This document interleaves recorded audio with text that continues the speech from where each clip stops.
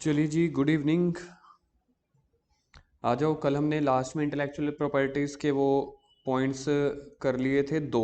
एक हमारा हो गया था पेटेंट राइट्स और दूसरा हो गया था हमारे पास, सॉरी, एक कॉपीराइट हो गया था और एक पेटेंट हो गया था।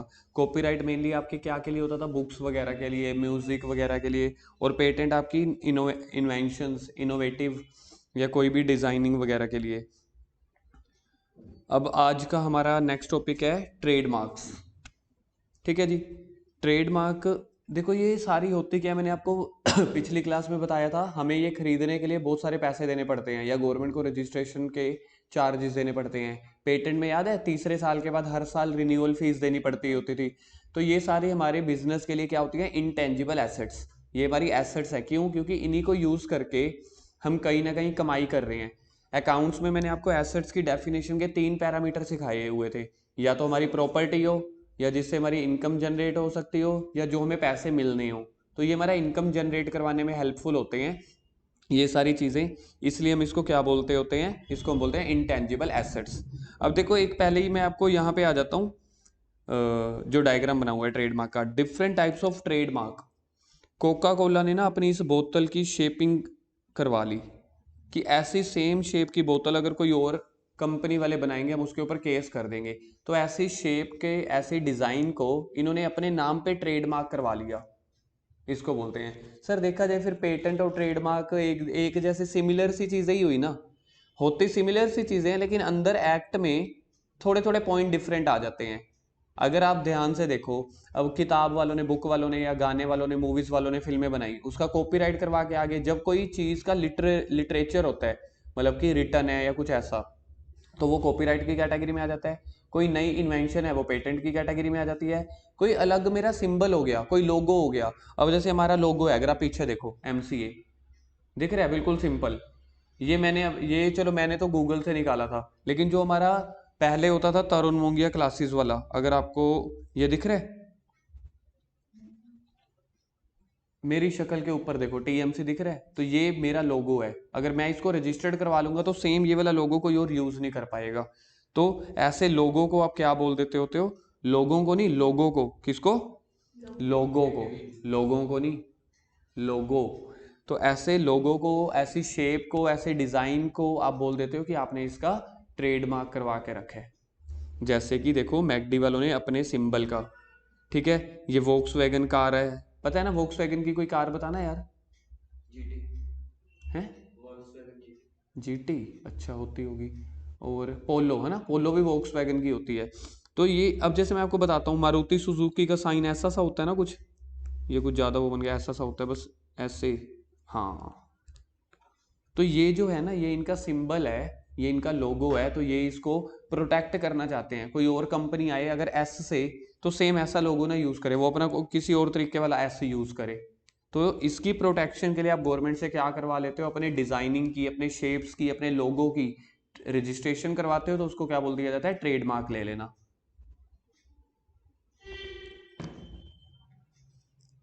सम स्पेशल वर्ड, पढ़ो जी। अब बुक खोलो, बुक का है डिम्पल आपकी, आपकी।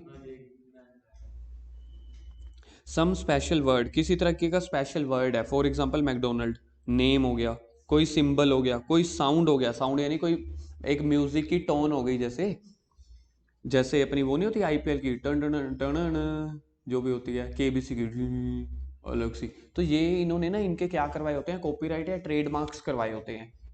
अब जो हम गाने नहीं सुनते होते डीजे में, वैसे ये गाने चलाना अलाउड नहीं होता। जैसे समझ लो हमने चला दिया यो हनी सिंह, अगर पीछे से हनी सिंह आ गया हमारे ऊपर केस कर देगा, भाई तुम मेरे गाने क्यों चला रहे हो? हम कहेंगे हम तो नेट से चला रहे हैं, है ना। लेकिन अल्टीमेटली जो पब्लिक चलाती है वो तो अलाउड होता है। आईपीएल के, जब आईपीएल सेरेमनी नहीं होती, पहला दिन होता है या लास्ट दिन होता है, तो उसमें कैटरीना कैफ नाच रही होती है, जैकलिन फर्नांडोस नाच रहे होते हैं। किन के गानों पे? समझ लो यो हनी सिंह के गानों पे। तो आईपीएल वालों को ना, पहले ये जो गाने जिसके हैं उनसे परमिशन लेनी पड़ती है, फिर बदले में उसको पहले पैसे देते हैं। ऐसे होता है। जो बड़े बड़े इवेंट्स होते हैं ना नेशनल वाइज, इसमें गाने आप अपनी मर्जी से नहीं चला सकते होते, तो इसमें उनकी परमिशन लेनी पड़ती है।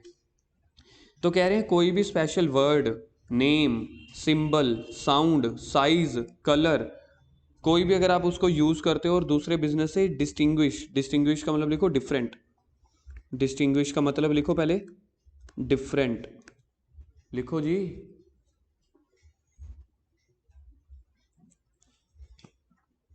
कुछ अगर आप अपना डिफरेंट करते हो to the mark of the business, for example, ठीक है, एक इसकी सबसे बड़ी एग्जाम्पल ले लेते हैं अपन, मोंगियस कॉमर्स अकेडमी जो हमारा एमसीए का लोगो है। तो एमसीए का वो लोगो मैं अब अगर इसको रजिस्टर्ड करा लूंगा तो सेम ऐसे नहीं कोई यूज करेगा, बिल्कुल डिट्टो। थोड़ा सा चेंज करके कर सकते हो, सब कुछ ही कर सकते हो। ऐसे तो फिर बंदा कहेगा, अब एक कोका कोला बनाने वाली कंपनी है, ऐसे तो अगर उसने बोतल को अपने नाम पे ट्रेडमार्क करा लिया तो क्या कोई और कॉम्पिटिटर आ नहीं सकता? एक गाड़ी वाले ने अपने नाम पे रजिस्टर्ड करा ली, क्या कोई और कंपनी गाड़ी नहीं बनाएगी? आती है ना। लेकिन मतलब क्या होता है इसका, थोड़ा सा यूनिक रखना, बिल्कुल आप कॉपी पेस्ट नहीं कर सकते। Is called the trademark. Trademark is such A right, करो जी पहला अंडरलाइन, राइट। ट्रेडमार्क आपका एक अधिकार है, हक है। मनन थोड़ा सा एक्टिव बैठो यार, पेन चलाते रहो। Right, under which no other person और business concern use the well protected identity, मतलब दूसरे बिजनेस को आप यूज नहीं कर सकते। Trademark plays an important role in the marketing of a product या सर्विस। इससे क्या होता है, आपके बिजनेस की मार्केटिंग हो जाती है। मतलब सेम लोगो, सेम अब मैकडी का लोगो, आप चाहे मैकडी का बर्गर आप चेन्नई में खाओ, चाहे चंडीगढ़ में, चाहे राजपुरा में, सिंबल सेम होता है, सारी चीजें सेम होती है ना। तो इससे क्या होता है, उनकी फ्रेंचाइजी मार्केटिंग सेम रहती है। The trademark rights prohibit other person और बिजनेस कंसर्न। प्रोहिबिट का मतलब लिखो, क्या होता है प्रोहिबिट का मतलब? रोकना। लिख लो, प्रोहिबिट का मतलब होता है रोकना। तो अगर आपने अपने नाम पे ट्रेडमार्क ले लिया तो आप दूसरे बिजनेस को अपना सिंबल, अपना डिजाइन यूज करने से रोक पाते हो। However, if somebody makes a similar product or service and uses a different identity, trademark cannot prohibit him. Important line है, इसको मार्क करो। If somebody makes a similar product और या service and uses a different identity, मतलब मेरा लोगो कुछ और है। अब हमारी कोचिंग सेंटर का नाम क्या है? मोंगियस कॉमर्स अकेडमी। डिम्पल कहता मैं अभी बड़ा होकर पढ़ाऊंगा, भैया के पास इतने बच्चे आते हैं, मैं उनसे भी डबल पढ़ाऊंगा, मैं भी एमसीए नाम रखूंगा। मैं क्या रख ही नहीं सकता, मैं केस कर दूंगा एमसीए। कहता सर आपसे ही ट्यूशन पढ़ाऊं, आपका क्या है? मोंगियस कॉमर्स अकेडमी। मैंने रख दिया मास्टर कॉमर्स अकेडमी। अब मैं भी तो ट्यूशन पढ़ाऊंगा ना, तो अब मोंगिया तो नहीं चोरी किया ना। और आपका एमसीओ का लोगो ऐसे है, एमसीए, मैंने ऐसे कर दिया एमसीए, तो सेम थोड़ी है, थोड़ा डिफरेंट हो गया ना। तो मैं नहीं रोक सकता। मतलब देखा जाए तो हम कॉम्पिटिटर को या साथ वाले दुकानदार को बिल्कुल रोक नहीं सकते, लेकिन उसको कहते हैं कि मेरे ही जो चीज है ना उसको बिल्कुल टोटल कॉपी पेस्ट नहीं करना। We can get the registration of unique identity of our product, Indian trademark act 1999, 1999। अच्छा, कॉपीराइट का एक्ट याद है कौन सा था? ईयर 1957। पेटेंट का देखो जी पीछे, पेटेंट का 1970, ठीक है, और ट्रेडमार्क का 99। The trademark of the Ford motor company is Ford. तो मतलब फोर्ड वर्ड अब कोई और नहीं यूज कर सकता। फोर्ड कार पता है ना, फोर्ड की कोई कार पता है ना, Endeavour. All the product of this companies are known by the name Ford only. डिब्बे वाला पढ़ के देखते हैं, पढ़ना डिम्पल। इट अंडरलाइन करो पहला जो, rights given to the creator. Rights given to the creator, creator मतलब जिसने बनाया। आगे can use his distinguish identity. Word याद करना, वेल प्रोटेक्टेड मतलब अब उसके लिए गवर्नमेंट ने प्रोटेक्ट कर दिया। डिस्टिंग्विश मतलब डिफरेंट, आइडेंटिटी मतलब जो भी उसका लोगो है। अब देखते हैं उसका रजिस्ट्रेशन का प्रोसेस क्या है। सबसे पहला फाइलिंग द एप्लीकेशन। जैसे कि मैं हूं, मैंने अपना एमसीए का लोगो बना लिया, अब मैं उसका ट्रेडमार्क करना चाहता होता हूं, तो पहले मेरे को एप्लीकेशन फाइल करनी पड़ेगी। कब? Along with the fixed fees, करो जी अंडरलाइन, फिक्स्ड फीस भरनी पड़ेगी। Is submitted to the trademark registrar office, करो अंडरलाइन, ट्रेडमार्क रजिस्ट्रार ऑफिस। बड़े बड़े शहरों में इनके ऑफिस होते हैं। आजकल ज़्यादातर काम ऑनलाइन चलते हैं, जहाँ पे फिजिकली ज़रूरत होगी तो वो आपको बोल देंगे कि ये वाला काम, ये वाला डॉक्यूमेंट तो फिजिकली पकड़ा के जाओ। अदरवाइज आजकल ऑलमोस्ट 80% सारे काम ऑनलाइन होते हैं। किसको देना है हमने फीस के साथ? Trademark registrar officer. जैसे पार्टनरशिप एक्ट का होता था ना रजिस्ट्रार, पिछले टर्म में हमने सीखा था, कंपनीज का भी अपना रजिस्ट्रार होता है। हर किसी डिपार्टमेंट का अपना रजिस्ट्रार होता है। रजिस्ट्रार का मतलब होता है जो उनका मेन ऑफिसर है। फिर उसके नीचे, अब जैसे मैं हूँ, अब यहाँ पे ट्यूशन में मेन टीचर मैं हूँ, मेरे नीचे बहुत सारे समझ लो और टीचर्स भी हैं या स्टूडेंट्स भी हैं, तो स्टाफ तो नीचे काम करता है, सारा काम खुद नहीं करता, लेकिन जो मेन लीड लेता है, कैप्टन हो गया, जैसे खेलते तो 11 जने हैं, कैप्टन तो एक होता है ना, तो वो रजिस्ट्रार उस गवर्नमेंट डिपार्टमेंट का मेन लीड ऑफिसर होता है। क्या बोलते होते हैं उसको? रजिस्ट्रार। पार्टनरशिप का अपना रजिस्ट्रार होता है, कंपनीज का अपना रजिस्ट्रार, ट्रेडमार्क वालों का अपना रजिस्ट्रार, कॉपीराइट वालों का अपना। एप्लीकेशन में देखो आपको क्या क्या बताना है, एप्लीकेशन में आपको बताने हैं कि मैं कौन सी आइटम का ट्रेडमार्क करवा रहा हूं। देखना पहला पॉइंट, एक तो आप लोग ना अपने फोन चेयर्स पे रखो, फोन सामने नहीं दिखने चाहिए, हाँ जेब में डाल दे। पढ़ो पहला पॉइंट क्या है एप्लीकेशन में, पहला क्या देना पड़ रहा है? नंबरिंग कर दो इसकी 1 2 3 4, 1 2 3 4 नंबरिंग कर दो इसकी। पहला आइटम ऑफ ट्रेडमार्क, जैसे कि किस लोगो को आप रजिस्टर्ड कराना चाहते हो, या कोई शेप को, या कोई सिंबल को, एटसेट्रा, या कोई वर्ड को, ऊपर पढ़े थे ना स्टार्टिंग पहली लाइन में जो भी है। Second, name and address of trademark owner, मालिक का नाम। तीसरा, डिवीजन ऑफ ट्रेडमार्क क्लास, इन्होंने ना कुछ ना हिस्से अपने वो क्लास में डिवाइड किए हुए हैं। अब जैसे आप मेरे पास कॉमर्स अकेडमी में आ रहे हो पढ़ने, क्या पढ़ने आ रहे हो? अकाउंट्स या बिजनेस, अलग अलग सब्जेक्ट है ना, ऐसे ही जो ये लोगो होते हैं ना, इनके अलग अलग कैटेगरीज होती हैं। Division of trademark class, different product in India have divided into 34 classes, करो अंडरलाइन। आपके जो टोटल प्रोडक्ट हैं, मतलब गवर्नमेंट ने टोटल 34 तरह की कैटेगरी बना दी, कि जैसे एक डिजाइन हो गया कपड़े वालों का, एक हो गया जूतों वालों का, एक हो गया कोल्ड ड्रिंक वालों का, ऐसा आप समझ सकते हो। या फिर 11 सर्विसेज हैं, जैसे एक सर्विस हो गई डॉक्टर की, एक सर्विस हो गई कोचिंग वालों की, एक हो गई वकीलों की, ऐसे जिनको हम ट्रेडमार्क मिलता है। द कंप्लीट डिटेल ऑफ, फिर उसके बाद करो अंडरलाइन, डिटेल ऑफ प्रोडक्ट। पहला क्या था? आइटम। देखा जाए पहला और चौथा सेम सा नहीं है। पहला आइटम ये हो गया कि आप उसका डिजाइन को, शेप क्या। चौथा हो गया पूरे प्रोडक्ट की डिटेल। सेकंड, ओनर की डिटेल करना अंडरलाइन, ओनर। और थर्ड हो गया आपका जो भी कैटेगरी है। फिर उसके बाद एग्जामिनिंग द एप्लीकेशन, जो ट्रेडमार्क ऑफिसर है, क्या आंखें बंद करके आपके नाम पे रजिस्टर्ड कर देगा? क्या हो सकता है उसने पहले ही वैसा किसी और का रजिस्टर्ड किया हो, तो पहले वो देखेगा, ठीक है। फिर उसके बाद ही issued the trademark examination report, after examination the information, if this any objection, ठीक है, एप्लीकेंट कैन रिप्लाई। तो मतलब वो पहले सारी चीजें देखेगा, उसके ऊपर जो भी रिपोर्ट बनती है वो सामने वाले को दे देगा, ठीक है। डिम्पल पढ़ियो तीसरा, तीसरे नंबर पे क्या करेंगे? पब्लिशिंग।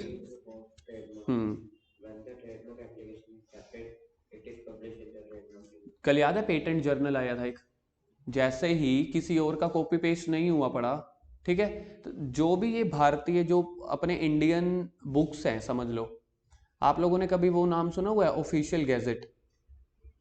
अच्छा, आप लोगों ने इलेक्शन के दिनों में वो सुना है, या कभी एड में आता है जनहित में जारी? जनहित में जारी वर्ड तो सुना होगा ना। जनहित में जारी का मतलब होता है कि गवर्नमेंट ने अपनी तरफ से अब अनाउंसमेंट कर दी। अब आप ये थोड़ी कह सकते हो, अब यार मेरे को एक बात बताओ प्रिया, अगर मैं आपको एक मौका दूं मनन का मर्डर करना है, कर दोगे? क्यों? रीजन? एक तो चलो मेरा दोस्त है, ओए ओए डराना नहीं है उसको। हाँ, बताना मेरे को कोई रीजन, बताना कोई 2 3, जल्दी जल्दी जल्दी फास्ट बताओ, जल्दी से कुछ भी बोलो। केस हो जाएगा? आपको कैसे पता केस हो जाएगा? गवर्नमेंट ने आपके कान में बताया था? कभी गवर्नमेंट ने, कभी किसी सरकारी बंदे ने आप लोगों को कान में बताया ओए किसी का मर्डर करना मना है? नहीं बताया ना। लेकिन आपको कैसे पता? कौन सा आर्टिकल गिवन है? हाँ फिर, लेकिन तुम्हें ये तो पता है ना अलाउड नहीं है ना? जेल हो सकती है, फाइन हो सकता है, इलीगल है, उम्र कैद हो सकती है, फांसी हो सकती है ना? हमने टीवी में सुना हुआ है या जर्नली हमें पता है? क्योंकि गवर्नमेंट ने, क्या होता है जब भी गवर्नमेंट ने कोई लॉ बनाने होते हैं ना, वो जनहित में जारी कर देती है। जनहित को बोलते हैं ऑफिशियल गैजेट। हर चीज के अपने अपने गैजेट होते हैं। अब जैसे ट्रेडमार्क वालों का अपना गैजेट है, तो वो बोल देते हैं ट्रेडमार्क जर्नल। मतलब हमने अब एक कॉमन पोर्टल है ये, हमने उधर डाल दिया तो मतलब पब्लिश हो गया, वैसा कोई और नहीं कर सकता। डिम्पल कहता है मेरे को इन्वेंशन करनी है, मेरे को ट्रेडमार्क करना है, तो डिम्पल को पहले ट्रेडमार्क या पेटेंट जर्नल देखना पड़ेगा, क्या उस नाम पे या उस लोगो पे किसी और नाम का रजिस्टर्ड तो नहीं है। तो गवर्नमेंट आके अलग अलग कानूनों में नहीं बनाती। तो अगर आपको ये चीजें करनी है तो गवर्नमेंट ये मान के चलती है आपको नॉलेज होनी चाहिए। नॉलेज नहीं है तो जाओ किसी एडवोकेट के पास, किसी सीए के पास, उसने सब कुछ पढ़ रखा है, उसको पता होगा। जब हम कोर्ट में केस करना हो तो हम किसके पास जाते हैं, डॉक्टर के पास या वकील के पास? क्योंकि आप लोगों को पता है ना कि इसकी नॉलेज वकील के पास है। आप लोगों को कहीं पे खांसी जुकाम दर्द हो गया, वकील के पास जाते हो कि सीए के पास? डॉक्टर के पास। आप लोगों को पता है ना कि डॉक्टर दवाई देगा। तो ऐसे ही गवर्नमेंट मान के चलती है कि पब्लिक को चाहे खुद कुछ नहीं पता, लेकिन वो नॉर्मली किसी प्रोफेशनल के थ्रू पता कर लेती होती है। तो अगर आपको बिजनेस करना है तो आपको गवर्नमेंट ये मान के चलती है इतनी बेसिक नॉलेज होगी। आपको ट्रेडमार्क के बारे में नहीं पता तो सीए के पास चले जाओ, एडवोकेट के पास चले जाओ, उनका डेली का काम है, वो आपको बता देंगे कि क्या अलाउड है क्या बैन है। तो ये जो कॉमन होता है इसको बोला जाता है ट्रेडमार्क जर्नल। पेटेंट वालों को पेटेंट जर्नल, वहां पे सारे जो इन्वेंशन है किस किस के नाम पे क्या क्या रजिस्टर्ड है ऑलरेडी आपको मिल जाता होता है। तो फिर आपका सीए या आपको खुद ही पता चल जाता है कि अच्छा जी ये तो अलाउड नहीं है, तो मेरे को अब अपना लोगो चेंज करना पड़ेगा या शेप या डिजाइन चेंज करना पड़ जाएगा। तीसरा पढ़ो मनन। अच्छा 3 हो गए। पहला क्या था, एप्लीकेशन देनी है। दूसरा एग्जामिनिंग एप्लीकेशन। इधर लिखो, मैं आपको एक वर्ड ऐड करवा रहा हूं, examination examining application by registrar. कौन एग्जामिन करेगा? रजिस्ट्रार, जिसको आप दे रहे हो। तीसरे नंबर पे क्या था, फिर वो जो रजिस्ट्रार है पब्लिश कर देगा कहाँ पे, ट्रेडमार्क जर्नल में। मनन फोर्थ, फाइलिंग ओपोजिशन। ये देखा जाए कल जैसा नहीं है। फाइलिंग ओपोजिशन का मतलब है कोई भी थर्ड पार्टी जिसको लग रहा है कि ये तो मेरे नाम पे पहले ही रजिस्टर्ड था, वो ऑब्जेक्शन दे देगा, भाई ये तो मेरे नाम पे है, आंखें बंद थी क्या जब आपने उसको रजिस्टर्ड कर दिया? तो वो कोई अपोजिट पार्टी ऑब्जेक्शन देना चाहती है तो दे सकती है। पांचवा, सर्टिफिकेट कब देंगे? अगर किसी ओपोजिशन वाले का नहीं आया और कोई भी ऑब्जेक्शन नहीं हुई, मतलब उसके खुद के नाम का हुआ, सब कुछ वैलिड है, तो हम उसके नाम पे ट्रेडमार्क रजिस्टर्ड कर देंगे। क्या क्या 5 पॉइंट है? पहला एप्लीकेशन, दूसरा एग्जामिनिंग द एप्लीकेशन, तीसरा पब्लिशिंग द प्रपोज्ड ट्रेडमार्क, चौथा फाइलिंग द अपोजिशन, पांचवा ड्यूरेशन पढ़ते हैं, ड्यूरेशन कितनी है? Trademark is valid for 10 years. लिखो जी, अपने हाथों से लिखो यहाँ पे 10 ईयर्स। मतलब अगर आपने 2021 में अपने नाम पे ट्रेडमार्क करवाया, 2031 में खत्म हो जाएगा, तो 2031 में हम फिर रिन्यू करवा लेंगे। और अंडरलाइन करो पेमेंट ऑफ फिक्स्ड फीस। ये तो मैं आपको पहले ही बोलता हूँ, फीस वगैरह तो लगती ही होती हैं, क्योंकि कल को केस करना पड़ेगा। गवर्नमेंट का भी तो अपना डिपार्टमेंट है, उसको भी तो सैलरियां देनी पड़ेंगी ना बंदों को, ट्रेडमार्क जर्नल जो पीछे से ऑपरेट करता है, तो इसलिए थोड़ी फीसिस होती हैं। आगे ट्रेड सीक्रेट, 3 खत्म हो गए, कॉपीराइट, पेटेंट, ट्रेडमार्क। मोर और लेस अगर आप तीनों की नेचर देखो है तो सेम ना, जो मेन ओरिजिनल क्रिएटर है उसको प्रोटेक्ट करना है अपन ने कि कोई चोरी ना कर ले, कोई उसके सीक्रेट ना चुरा ले। आगे ट्रेड सीक्रेट, प्रिया पढ़ना।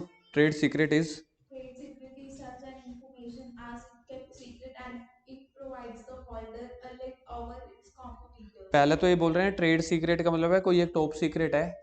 जैसे अब इन्होंने क्या किया, इन्होंने ना अपना ये सी का सिंबल ऐसा सा बना दिया, कोका कोला में देखो सी का सिंबल इन्होंने ऐसे सा बना दिया, ठीक है, अलग सा।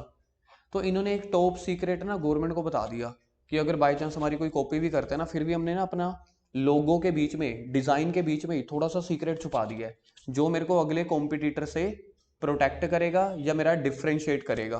पढ़ना आगे। This information can be a formula, pattern, process, plan, technique, list of customers, etc. और लिखो, एक और लिखो, रेसिपी। रेसिपी के स्पेलिंग बताओगे मेरे को? आर ई आर ई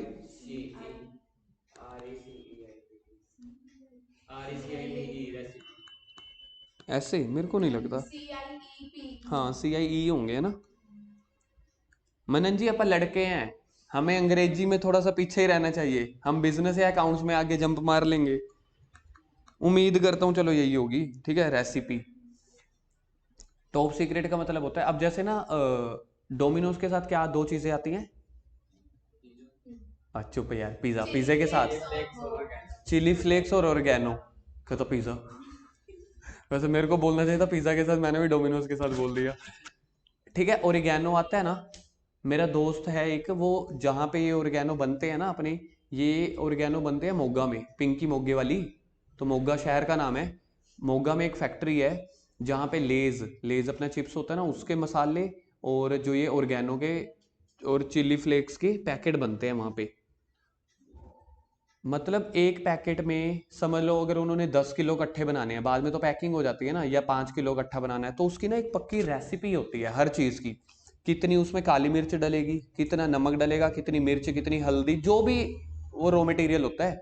तो ये सारा ना अल्टीमेटली बहुत बड़ा सीक्रेट होता है। इवन मेरे दोस्त ने हमें भी नहीं बताया हो कि क्या होता है, कहता है ये फॉर्मूला होता है, वो सारा लिखा हुआ पड़ा होता है, कुछ लिखा हुआ पड़ा है या कुछ सैंपल पड़ा होता है। और रखते कहाँ है, मूवीज में हम कई बार देखते हैं ना, कई तरह की तिजोरियां होती हैं, सीक्रेट लॉकर, वहां पे पड़ा होता है ये। कि किसी को भी पता लग गया तो ऑर्गेनो कोई और कंपनी भी बनाने लग जाएगी, सेम सा नाम रख देगी अपना कुछ अलग। तो कोई भी जैसे लेस कंपनी के मसाले हो गए, कुरकुरे में कितना मसाला डालना है, कभी आप लोगों ने देखा होगा टकाटक खाना है, कुरकुरे खाने हैं, चिप्स खाने हैं, कोई भी फ्लेवर खा लो, उसमें कभी भी ना सेम फ्लेवर में आप आज खा लो, आप 5 साल के बाद खा लो, कभी टेस्ट नहीं चेंज होता। आप रेड लेस का पैकेट आज खा लो, 5 साल पहले खाया था, 5 साल बाद खा लो, मानते हो ना, ऑलमोस्ट बिल्कुल ही सेम होता है। बर्गर खा लो मैकडी का, वही का वही सेम होगा, जिस मर्जी फ्रेंचाइजी का। ये सारी ना एक रेसिपी के अंदर, एक फॉर्मूले के अंदर कैद होती हैं चीजें। वो फॉर्मूले को भी आप रजिस्टर्ड करा लेते होते हो कि अगर कल को किसी ने मेरा ये सेम फॉर्मूला किया ना, सेम इतना क्वांटिटी का या जो भी है।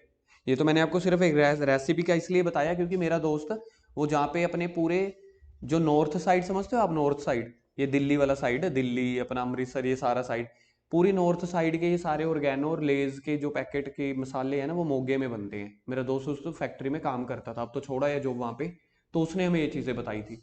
तो ऐसे ही देखो क्या क्या है, अंडरलाइन करना। इंफॉर्मेशन में क्या क्या हो सकता है, कोई फॉर्मूला हो सकता है। अब जैसे कोका कोला के जो ओनर है ना, मेन 2 ओनर है जो मैंने सुना हुआ है, उसके 2 ओनर कभी भी इकट्ठे ट्रैवलिंग नहीं करते। एक घर बैठता है, एक हवाई जहाज पे बैठता है, या गाड़ी में कहीं भी, वो इकट्ठे ट्रैवल नहीं करते। कल को एक्सीडेंट हो गया, दोनों डूब जाएंगे। उनका फॉर्मूला सिर्फ उन्हीं को ही पता है, उन्होंने रजिस्टर्ड करवा के रखा हुआ है, या जो भी है। कोक की कभी भी यूट्यूब पे सर्च करके देख लेना, हिस्ट्री ऑफ कोक या फॉर्मूला ऑफ कोक, आपको वहां पे एक लाइन सुनने को मिल ही जाएगी कि कोक के जो 2 मेन ओनर हैं भाई, वो कभी भी इकट्ठे ट्रैवलिंग नहीं करते होते। तो दोनों तभी तो नहीं करते। हो सकता है अब उन्होंने यार हो कहीं पे तो लिखा होएगा या कुछ भी। तो टॉप सीक्रेट क्या हो सकता है, कोई फॉर्मूला हो सकता है, कोई पैटर्न, कोई प्रोसेस, कोई प्लान, कोई टेक्निक, कोई कस्टमर्स की लिस्ट हो गई, कोई क्रेडिटर की लिस्ट हो गई, कोई रेसिपी हो गई। पढ़ो आगे Priya, it should be. It should be borne in mind that it is not necessary that this information is unique or new. हाँ, कह रहे हैं ये जरूरी नहीं है कि इन्फॉर्मेशन पूरी की पूरी न्यू या यूनिक होगी। It can be any item by keeping it secret from our competitors. We want to take a business देखा जाए तो advantage मीनिंग तो समझ आ ही रहा है ना कि क्या है, कि हम अपने कॉम्पिटिटर से बचा के रखना चाहते हैं।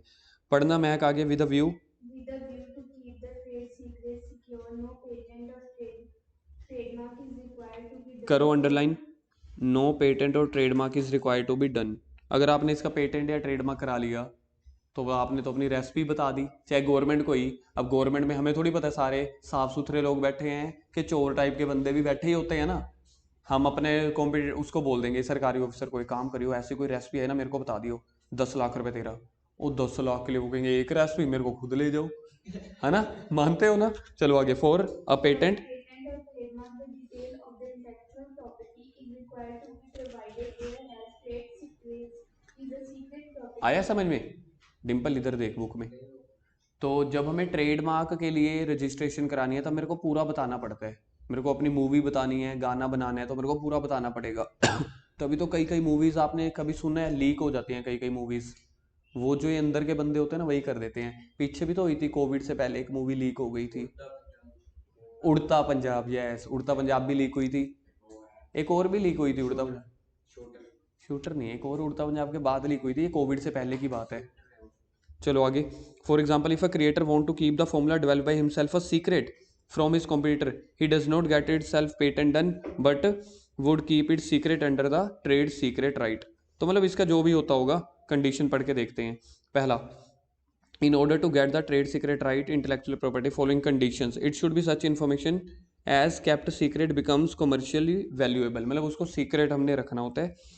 effort should be have been put into the keep the concerned information secret। for example coca cola company has kept its original recipe। ये मिल गई जी रेसिपी के स्पेलिंग, लड़के भी गलत है, लड़कियां भी गलत थी। सर ठीक तो बोले थे। CIP बोला था आपने, डबल ही लिख दिया। मैंने डबल ही डाल दिया था। Original recipe secret only two. वही आ गया जी, ये लाइन देख लो जो मैंने आपको बताई, हमने तो वैसे ही कई बार सुन रखी है, only 2 person have their reach up to this information. तो इसको बोल देते हैं टॉप सीक्रेट। वेज क्या है, इसको अपन रखते कैसे हैं, to keep the information logged where only the authorized people have the reach, करो underline only the authorized people. This information can be kept secret through the medium of non disclosure agreement, करो जी important mark. याद है इसको कैसे करते हैं, मैंने आपको बताया था, जो मेरा क्लाइंट है जो चंडीगढ़ में ऐप बना रहे हैं, तो उन्होंने मेरे साथ भी नो डिस्क्लोजर एग्रीमेंट किया था। मैंने तो आप लोगों को चीख चीख के बता दिया, वो भी रिकॉर्डिंग में, लेकिन मैंने आप लोगों को पूरा प्रोजेक्ट नहीं बताया, लेकिन ये बताया कि वो बना रहे थे, तो उन्होंने मेरे साथ भी, उन्होंने जिस जिसके साथ डिस्कस किया था ना, सबके साथ एग्रीमेंट किया था नॉन डिस्क्लोजर का, तभी तो उनका वो सीक्रेट रह पाएगा। समझ गए। The electronic information can be kept secret through the medium of password, आपको हम पासवर्ड की फैसिलिटी दे देंगे कि वो पासवर्ड सिर्फ आप खोल सकते हो, the knowledge of which the limited लोगों के पास होएगी, पूरे डिपार्टमेंट के पास नहीं होएगी। शॉर्ट कमिंग क्या है, शॉर्ट कमिंग का मतलब होता है इसके नुकसान क्या हैं, कह रहे हैं जितना मर्जी कर लो आप, इज नॉट कंप्लीटली सेफ, करो अंडरलाइन। क्योंकि अगर थोड़े जनों को भी पता है, सरकार के पास अगर आप गए हो तो एक दो जनों को या कुछ जनों को भी पता है, तब भी लीक होने के चांसेस हैं। इट इज़ नीदर रजिस्टर्ड नोर और स्पेशल प्रोविजन, इसलिए इसको प्रॉपर गवर्नमेंट कहती है, हम रजिस्टर्ड भी नहीं करते होते और इसके लिए कोई स्पेशल प्रोविजन भी नहीं बनाए हुए। However in case of non disclosure agreement being there, if some makes trade secret public, holder of the agreement take a legal action. तो मतलब मेनली बस यही है कि टॉप सीक्रेट रखना, किसी को बताते हो या कुछ करते हो तो आपस में नॉन डिस्क्लोजर, डिस्क्लोज का मतलब होता है शो करना या बताना, नो का मतलब ना दिखाना। अब जैसे मैं कह रहा हूँ, जिस पार्टी ने मेरे को बताई थी मेरे क्लाइंट ने, तो उसने हमसे साइन करवाए थे मेरे से, एक पेज का ना वो बना हुआ था, शायद इस नहीं दूसरे लैपटॉप में है, तो वहाँ पे उन्होंने मेरे से साइन भी करवाए थे कि आप किसी और को डिस्क्लोज नहीं कर सकते, अगर हमें पता लग गया हम केस कर देंगे। लास्ट जियोग्राफिकल इंडिकेशन, लास्ट है कि सेकंड लास्ट है, लास्ट जियोग्राफिकल इंडिकेशन, पढ़ियो डिम्पल पहला।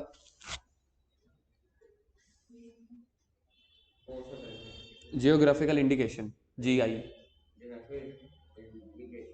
थोड़ा सा लाउड, आवाज नहीं आ रही। करो जी अंडरलाइन, अंडरलाइन करो, अ यूनिक प्रोडक्ट, करो underline, a unique product on the basis of area of production.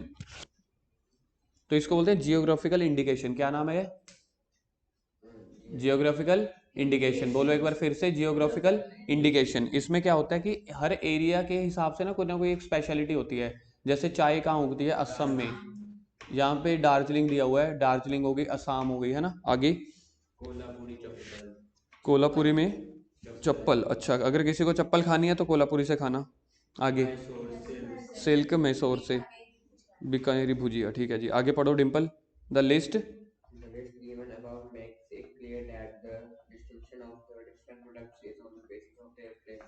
Origin मतलब जहाँ से बनती है, ओरिजिनल, ठीक है। आगे here, basmati rice, which is produced in the, अच्छा, under the geographical indication the rice produce in the 7 states only can be called basmati. अब इन्होंने बोला 7 स्टेट्स में जहाँ पे चावल उगेंगे, सिर्फ वही वालों को बोलेंगे, इसमें अपना पंजाब भी है, क्योंकि पंजाब से ज़्यादा खेती तो देखो कहीं भी नहीं हो सकती ना, पंजाब, हरियाणा, दिल्ली, यूपी, उत्तराखंड, मेनली वैसे जो सबसे ज़्यादा खेती होती है पंजाब, हरियाणा, यूपी, मध्य प्रदेश, ज़्यादातर इनमें होती है, जम्मू कश्मीर भी आप कह सकते हो लेकिन उतनी नहीं। मेन कंडीशन क्या है GI की, मनन पढ़ो पहली,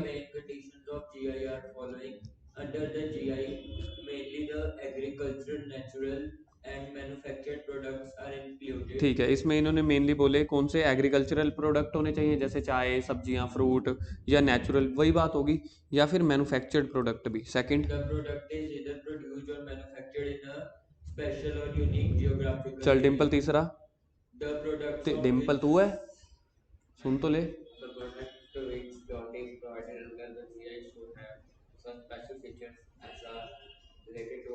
यानी कि अगर कोई चावल मध्य प्रदेश वाले उगाते हैं ना, तो उसको अपन बासमती राइस नहीं बोलेंगे, बासमती राइस के लिए गवर्नमेंट ने बोला हम ये 7 स्टेट्स को हमने मेन उपाधि दी हुई है। मैं चौथा point, Generally, the GI dimple rice pen is उठा हाथ में, concerned with a product, but in certain countries, These are also provided with the GIC. हाँ देखो मेनली जीआई जो जियोग्राफिकल इंडिकेशन के हिसाब से ना इन्होंने मेनली प्रोडक्ट को दिया हुआ है, करना अंडरलाइन प्रोडक्ट। प्रोडक्ट समझते हो ना, प्रोडक्ट के नीचे लिखो गुड्स। जबकि कुछ कुछ देश कहते हैं कि हम कुछ कुछ सर्विसेज को भी, जैसे कोचिंग क्लासेस हो गई, डॉक्टर की सर्विस होगी, एडवोकेट की, इंटीरियर डेकोरेटर की, हम इनको भी जियोग्राफिकल के हिसाब से बांट देंगे। रजिस्ट्रेशन कैसे होती है, सबसे पहला फाइलिंग द एप्लीकेशन, पढ़ लेना अपने आप वैसे ही हो जाएगा। प्रीलिमिनरी से उधर क्या था, उधर वो था ना कि एग्जामिनिंग द, ये भी वही है। प्रीलिमिनरी स्क्रूटनी का मतलब लिखो चेकिंग, स्क्रूटनी का मतलब लिखो चेकिंग।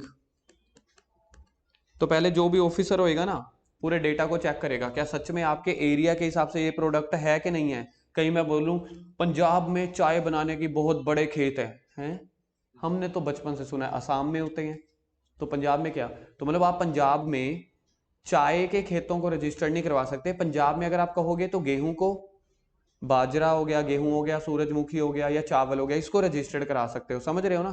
तो इसलिए पहले स्क्रूटनी होगी कि आपका प्रोडक्ट उस एरिया में फॉल करता है कि नहीं करता। फिर वही एग्जामिनेशन करेगा कौन, रजिस्ट्रार। इनका रजिस्ट्रार अपना होएगा, हर डिपार्टमेंट का अपना रजिस्ट्रार होता है। फिर पब्लिकेशन, अगर सब कुछ ठीक लगा तो हम वो जर्नल में डाल देंगे, जैसे ट्रेड मार्क जर्नल था ना, ऐसे हम इस, देखो ये आ गया जर्नल।